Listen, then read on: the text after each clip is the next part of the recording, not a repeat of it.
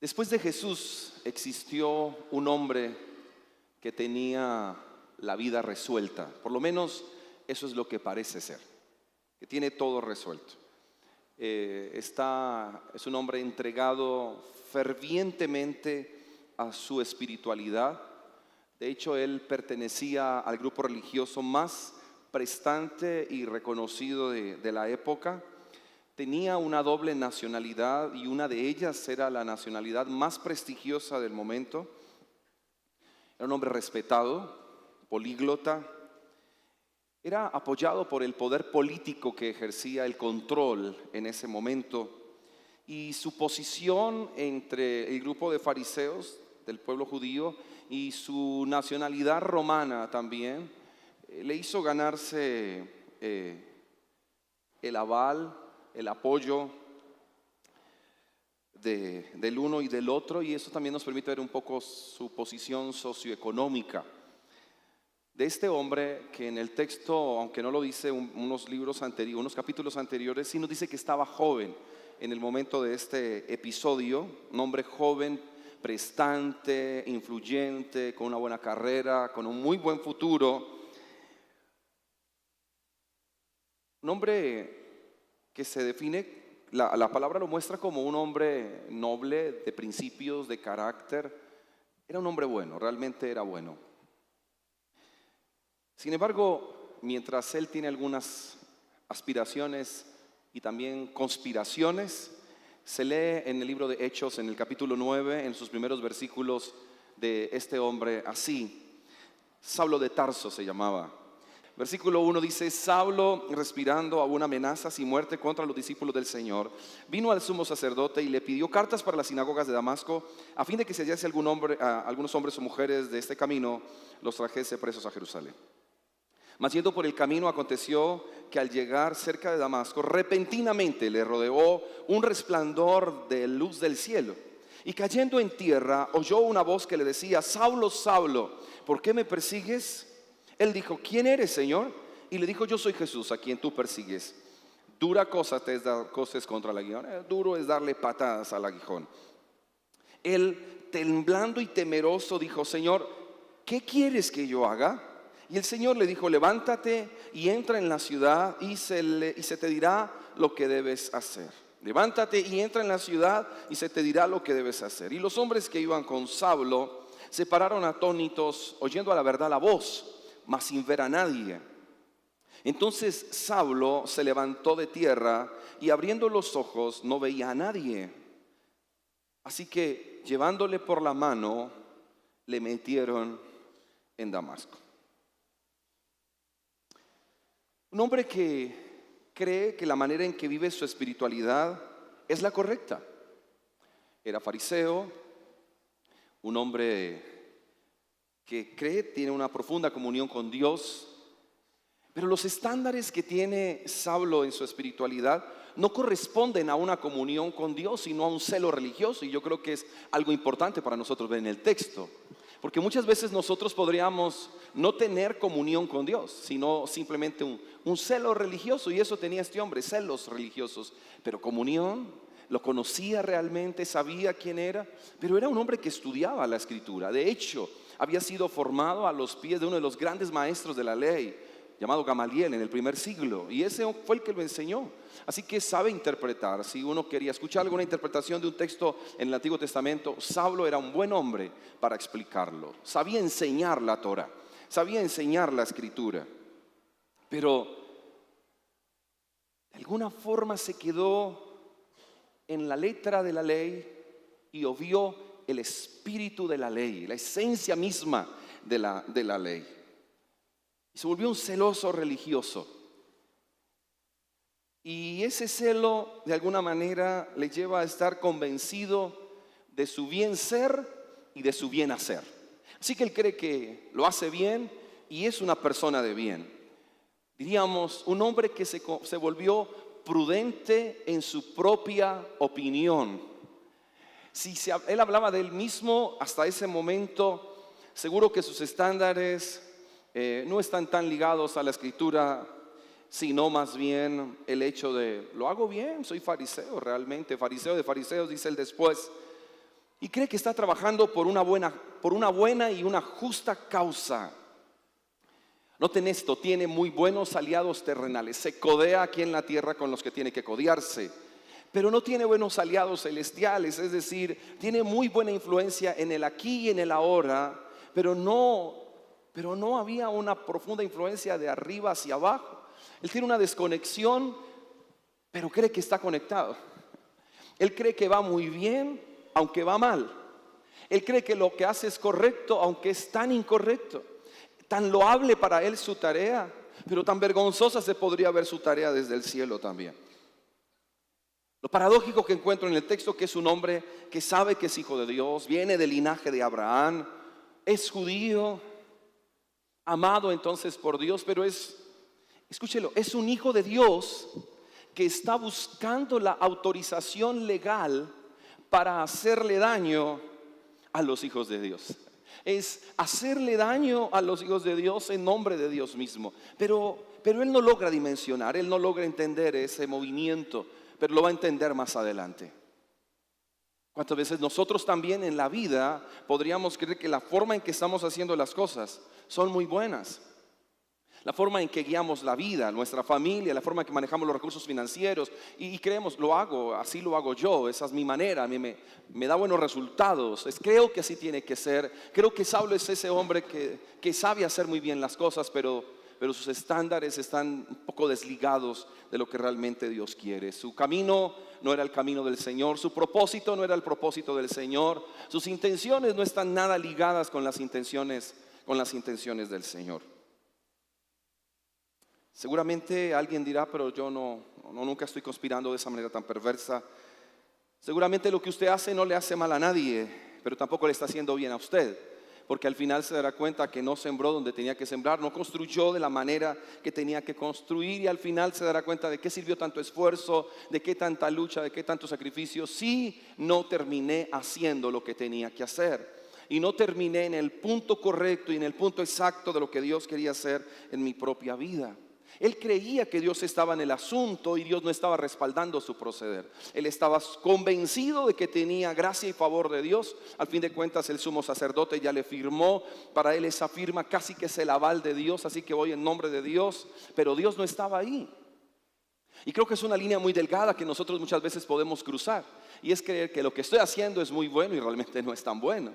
Cuando en mi propia prudencia, dentro de mi propio criterio, creo que así se tiene que guiar la vida.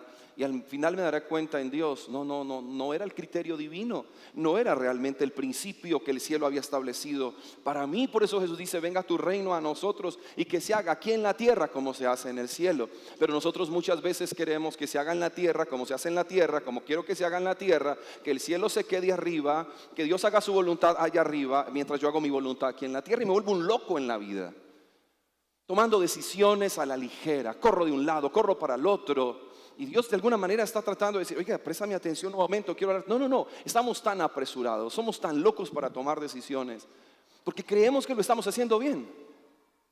Y aún como Saulo corre a Damasco, se lleva a un grupo de hombres porque tiene un sueño. Escúchelo bien, Saulo tiene un sueño, ir a Damasco y traerse un grupo de hombres y mujeres, dice, arrastrándoles hasta Jerusalén para juzgarles porque no están viviendo conforme él cree que tienen que vivir. Se cree sabio en su propia opinión. A ver, ¿quién es más sabio que Saulo? No, él es.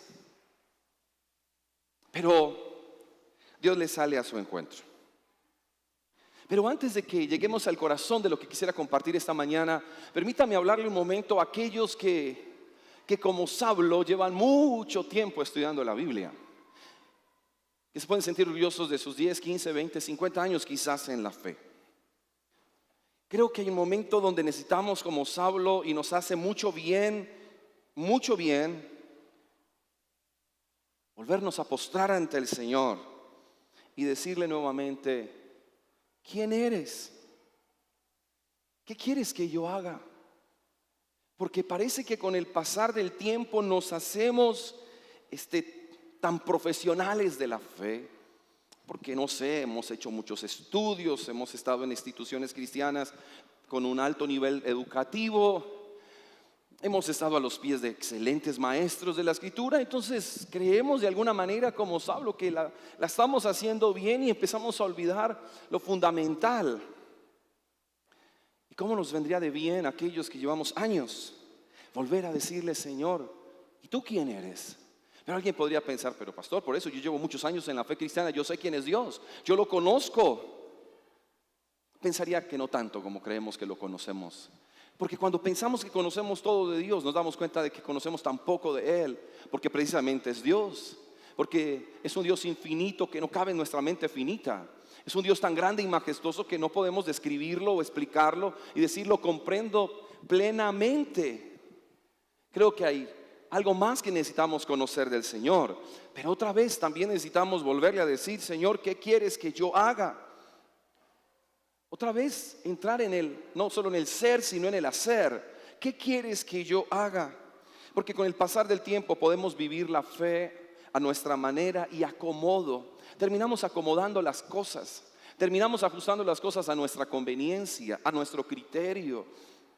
Terminamos como Saulo, un joven que tenía tanto futuro, pero le faltaba tanta humildad. Y lo decía estos días en una reunión de los miércoles. La falta de humildad es una mala actitud que echa a perder el brillo y el futuro de una buena aptitud.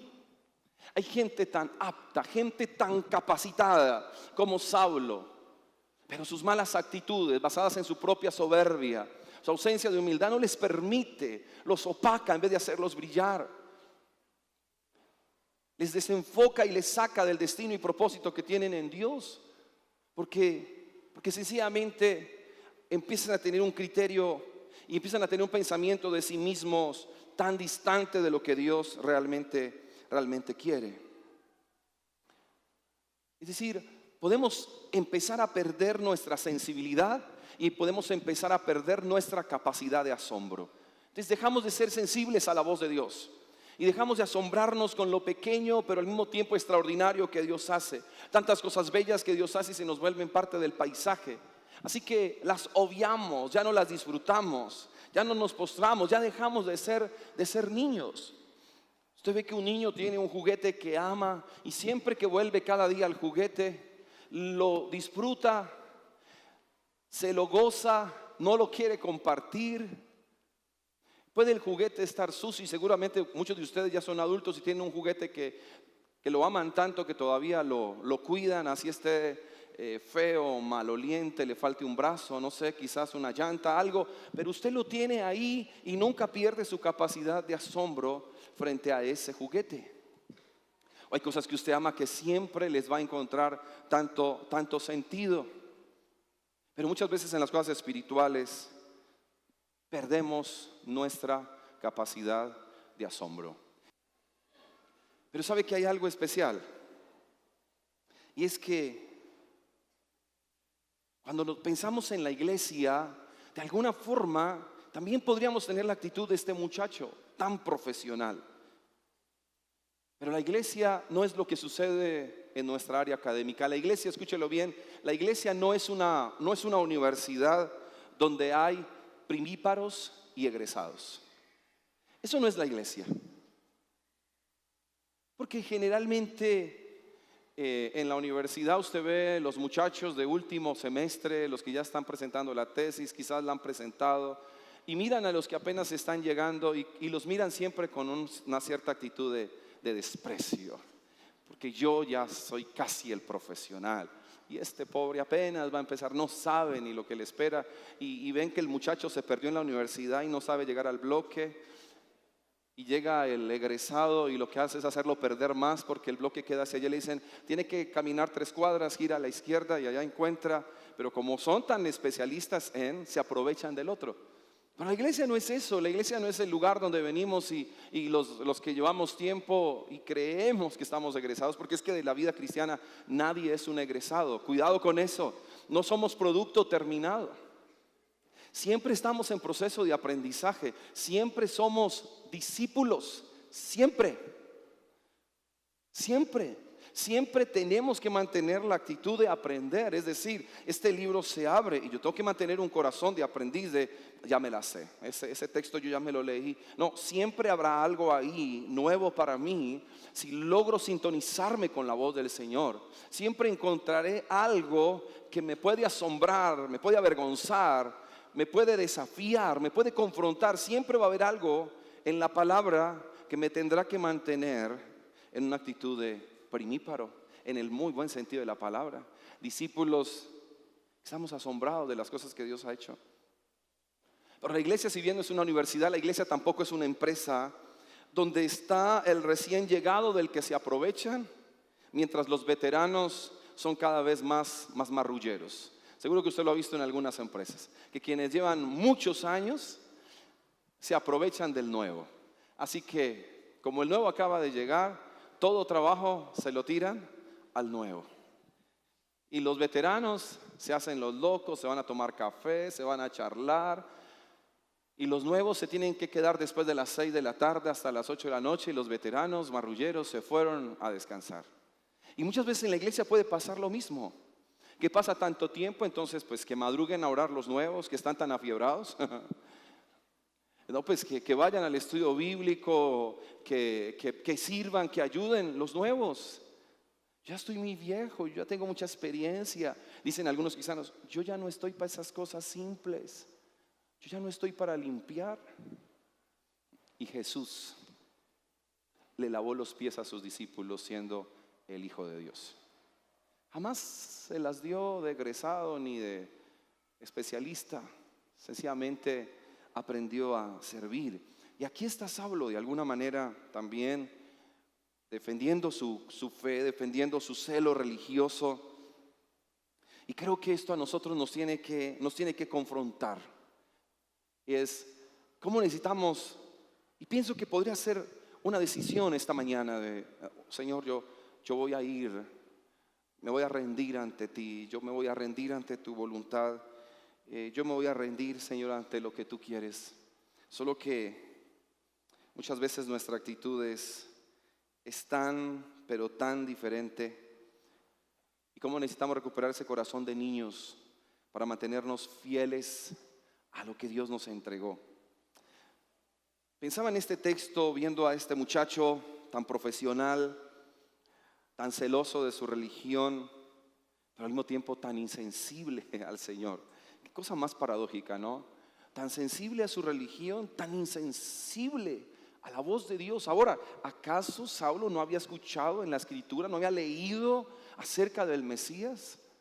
Seguro, claro que lo ha hecho. Sin embargo,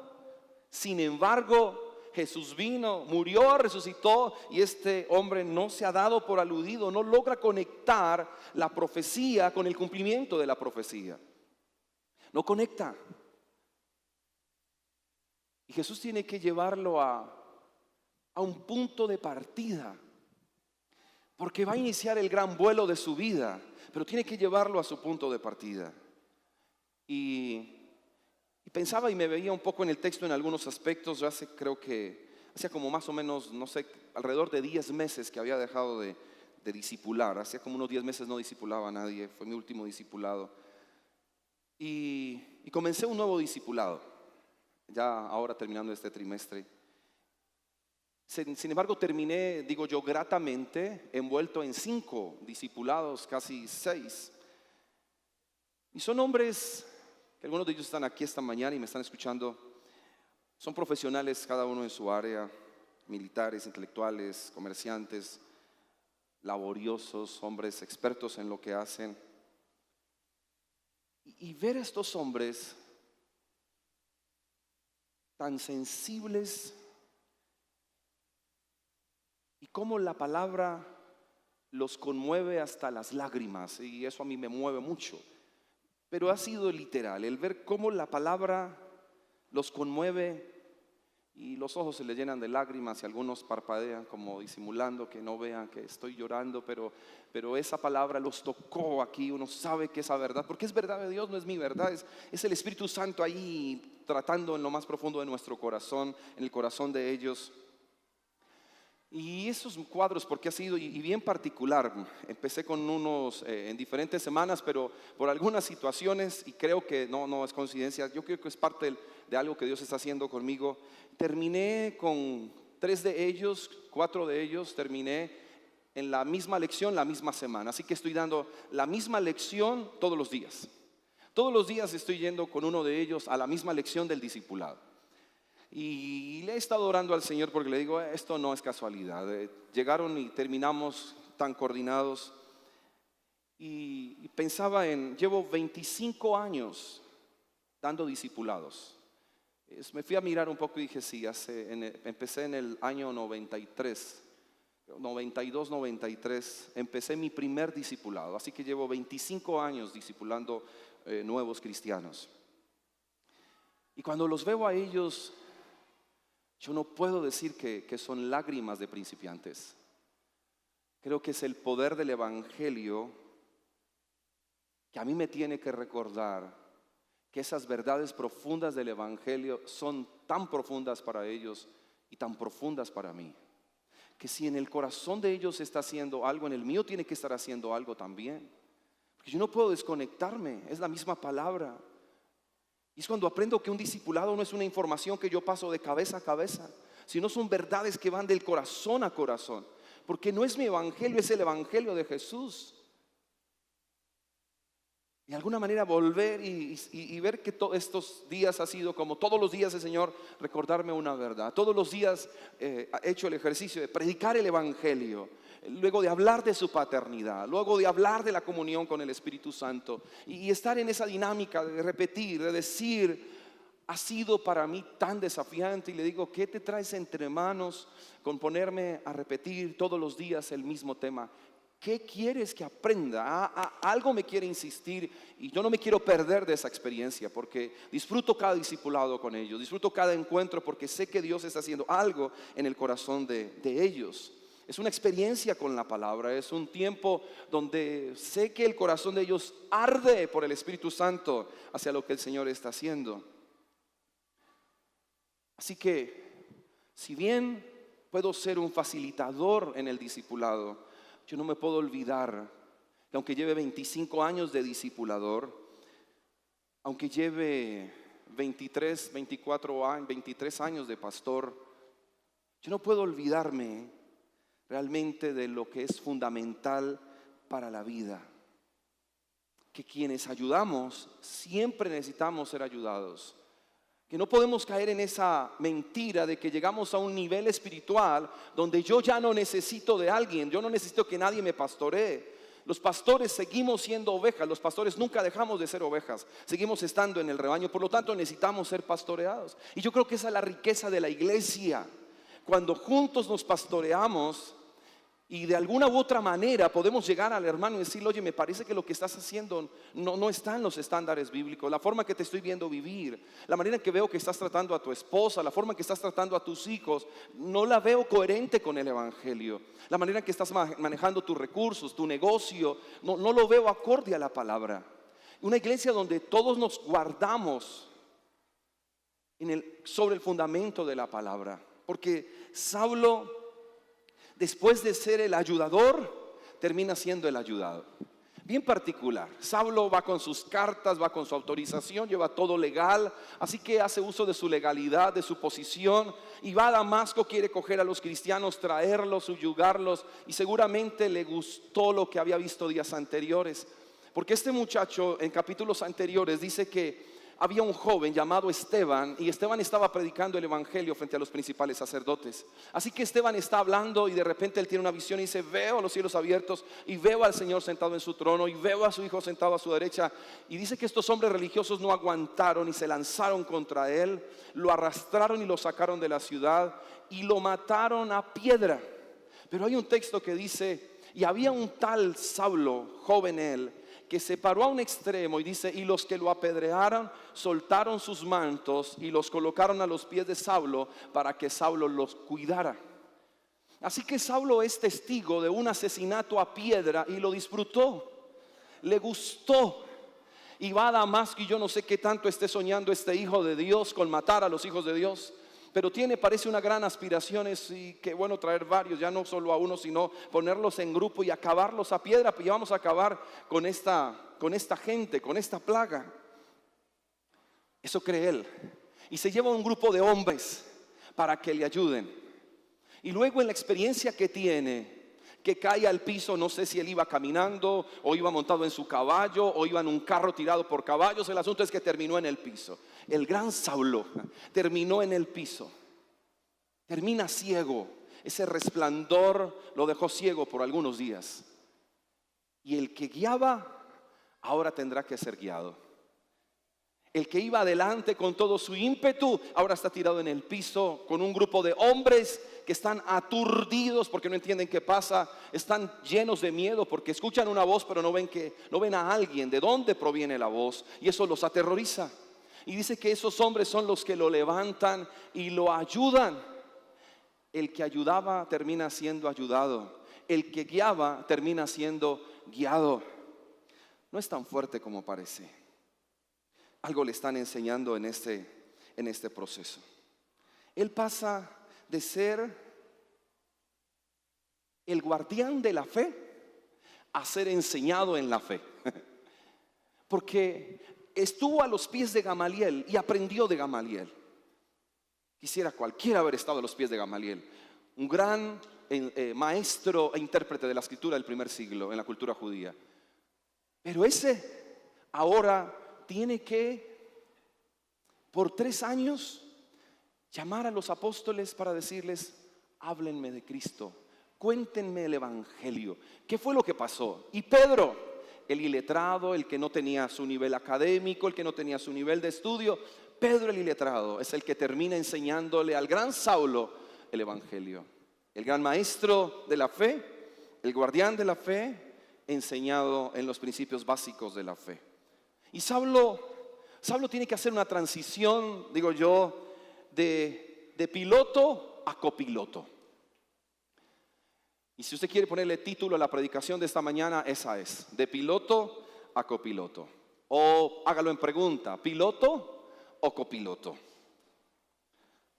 El que sabe lo que quiere hacer, el que sabe lo que es, está haciendo 2 preguntas interesantes. El que cree que conoce a Dios, escuche lo que está preguntando. El que cree que lo conoce, ahora le está preguntando: ¿quién eres? ¿Quién eres? El que sabe muy bien lo que está haciendo, ahora está preguntando: ¿qué quieres que yo haga? ¿Qué quieres que yo haga? Está desorientado, parece que algo está sucediendo y este hombre perdió el norte. ¿Hacia dónde me llevas ahora? ¿Hacia dónde tú me estás llevando ahora?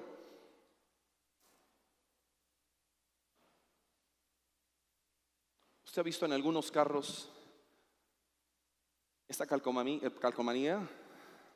Jesús es mi copiloto. Jesús es mi copiloto.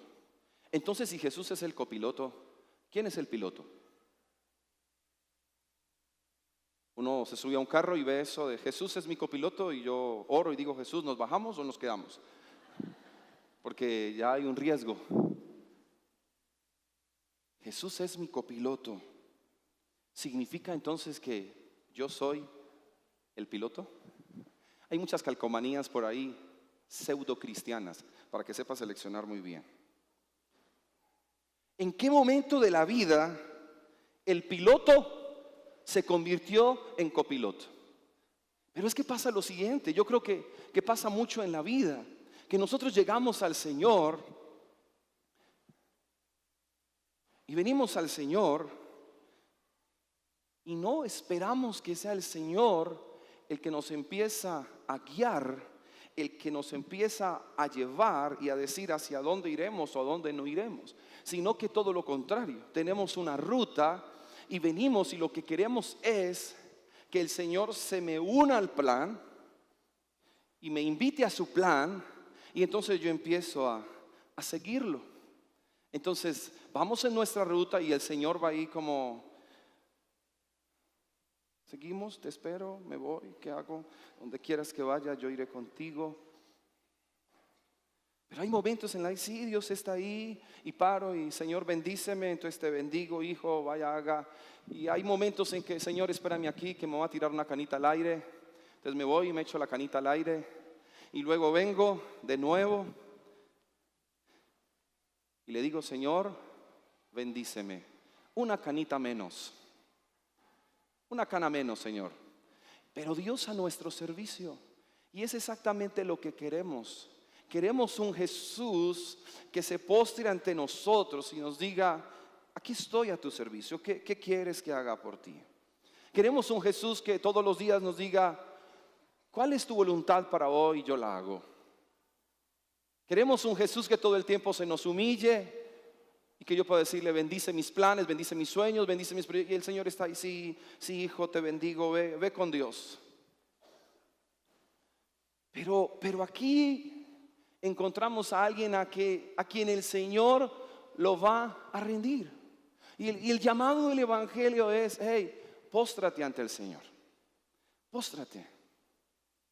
Ese es el llamado del Evangelio. Póstrate. Póstrate. ¿Sí nota qué problema para que se postre? Esto es postrarnos con la frente en el piso. Ya se quiere parar. Así somos nosotros, no queremos. Postrarse es tener la cara en el piso, no sobre las manos. Pero es humillante, ¿no?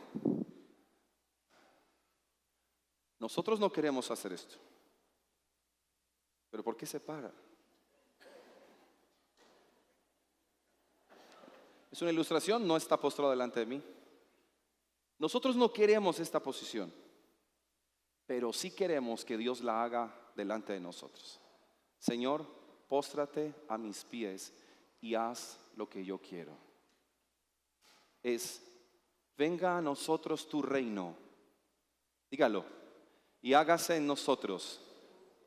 En otras palabras, yo me postro. Ahora sí. Pero ¿sabe por qué nos cuesta postrarnos? Desde el Antiguo Testamento dice, porque somos un pueblo de dura cerviz. No queremos bajar la cabeza. Que el Señor nos está llamando a postrarnos y nosotros ¿qué queremos hacer?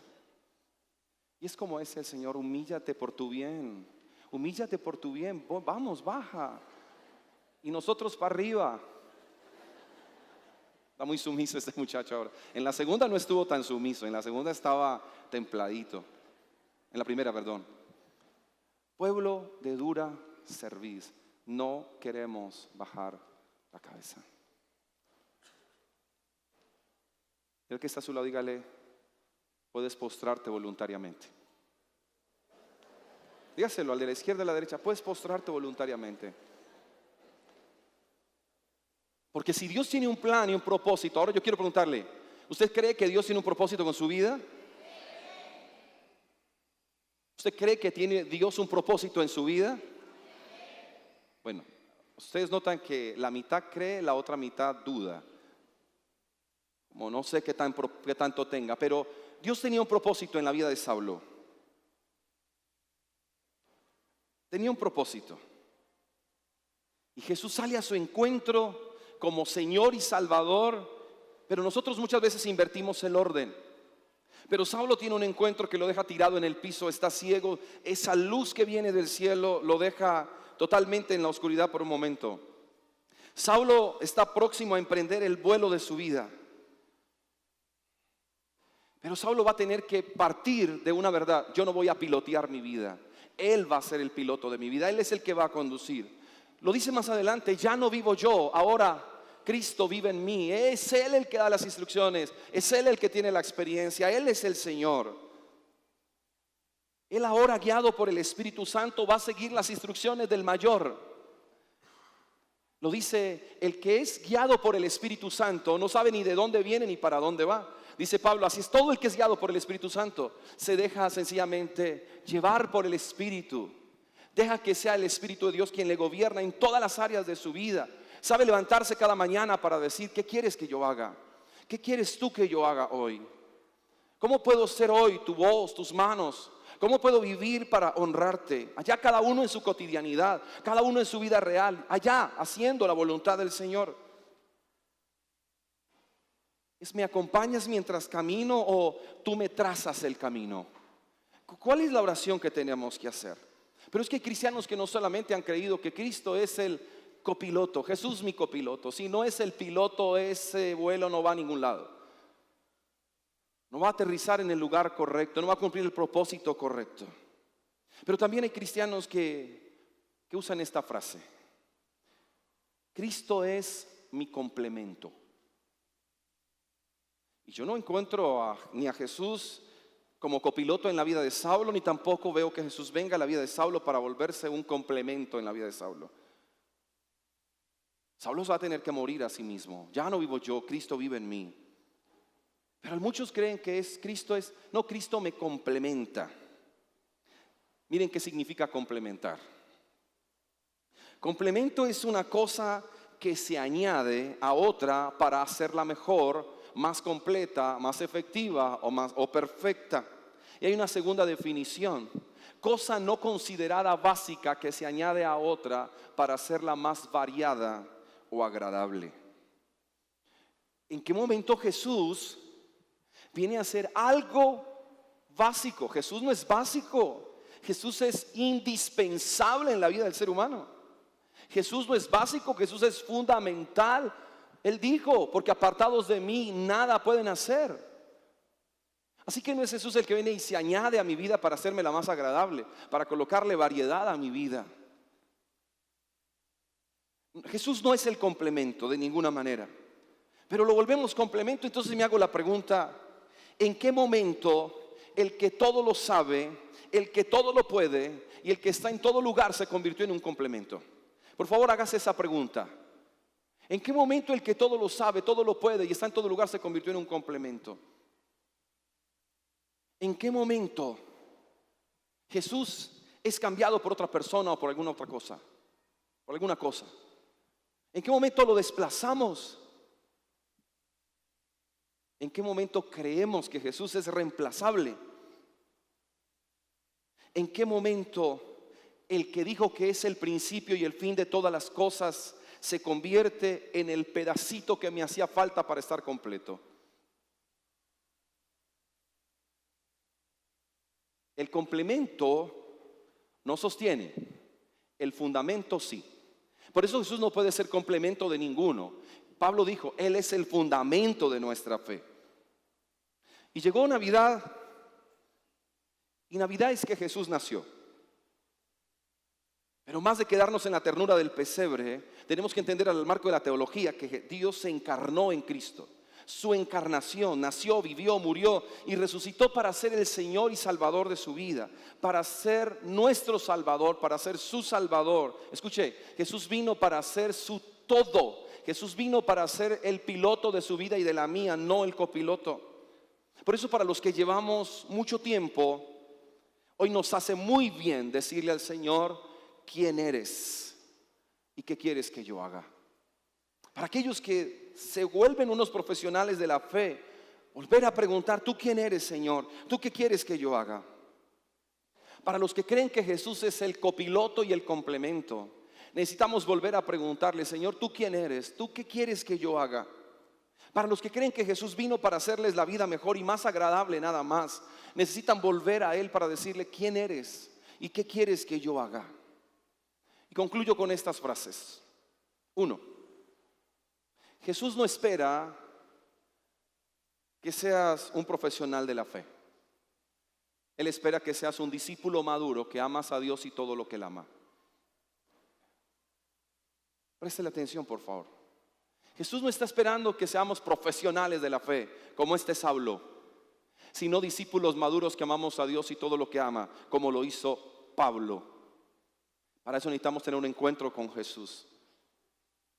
Jesús no vino para ser nuestro complemento, Él vino para ser nuestro fundamento. ¿Podríamos leerlo juntos? Dice conmigo: Jesús no vino para ser nuestro complemento, Él vino para ser nuestro fundamento. Por último, Jesús no está esta mañana, Jesús no vino a nuestra vida para ser nuestro copiloto. Él vino para ser el piloto de nuestras vidas, quien guía, quien dirige. Y preguntaríamos, ¿y qué ganamos con hacerlo el piloto de la vida? ¿Qué gano con hacerlo el fundamento de mi fe? ¿Qué gano con venir y hacerle esas preguntas? ¿Quién eres tú? ¿Qué quieres que yo haga? Quiero terminar con la promesa que está en el mismo texto. La promesa para quienes se dejan pilotear por el Señor es: levántate y entra, que el Señor te dirá lo que tienes que hacer. Esa es la promesa que el Señor le hace a este muchacho. Vamos, levántate, que yo te diré lo que tienes que hacer. Porque ese es el cuestionamiento de muchos. Alguien me decía estos días: yo quiero saber cuál es la voluntad de Dios para mi vida. Yo quiero vivir en la voluntad de Dios. Y yo digo, qué deseo tan genuino dado por el Espíritu Santo. Todos necesitamos saber qué hacer. Todos necesitamos que el Señor nos diga lo que tenemos que hacer. ¿Y sabe qué es lo bello? Que Él nos quiere decir lo que tenemos que hacer. Él quiere establecer su reino en nuestras vidas. Él quiere darnos dirección. De pronto, si yo no estamos acostumbrando a llevar la vida y nuestra cotidianidad a nuestra manera, vamos, venimos, tomamos, quitamos, ponemos, compramos, vendemos, no sé qué tantas cosas decimos, callamos. Solo quiero invitarle esta mañana para que usted pueda decirle: yo necesito escucharte y que me digas qué es lo que yo tengo que hacer. Pero para eso necesito postrar mi corazón y humillarme delante de Él. Nuestro deseo es que disfrutes ser parte de la iglesia y hacer de tu caminar con Jesús toda una aventura de fe. Queremos acompañarte en procesos de discipulado, consejería y que te involucres en un grupo de conexión. Aprenderás principios bíblicos para vivir una mejor vida, un mejor matrimonio y una nueva y fresca comunión con Dios. Encuentra personas como tú que quieren cada día profundizar en su relación con Jesús. Solo déjanos tus datos en el punto I para que pronto podamos contactarte.